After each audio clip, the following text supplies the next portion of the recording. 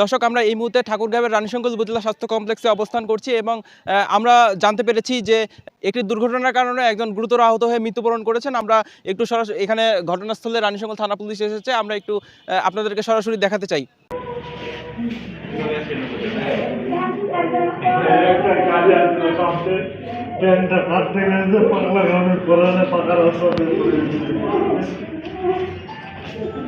পাগলা পরে গেছিল,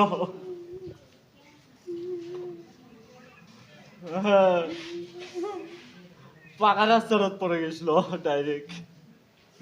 আমাকে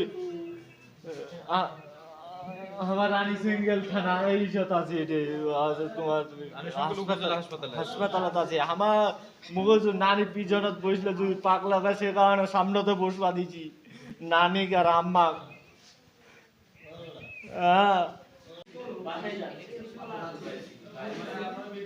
আপনার পীরগঞ্জ থেকে আপনারা আসছিলেন এখানে বনগাঁয়ে হ্যাঁ আসে আপনারা কি নিয়ে যাচ্ছিলেন?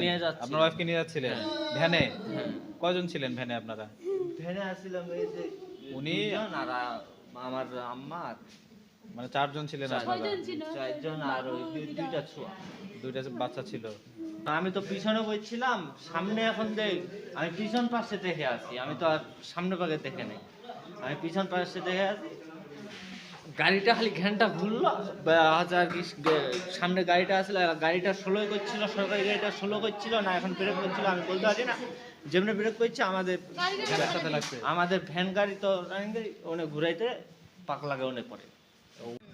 এমনি ভ্যান থেকে পড়ে যায়, রাস্তায় পড়ে যায়, মাথা বাড়ি খেয়েছে, বাড়ি খেয়ে মারা গেছে। আপনার কে হবে চাচি? আমার ভাগিন হবে বাবু। ভাগিন হবে। হ্যাঁ ও আল্লাহ। তোর কি হল? বুকে ব্যথা করছে নাকি? বুক ব্যথা করছে? হ্যাঁ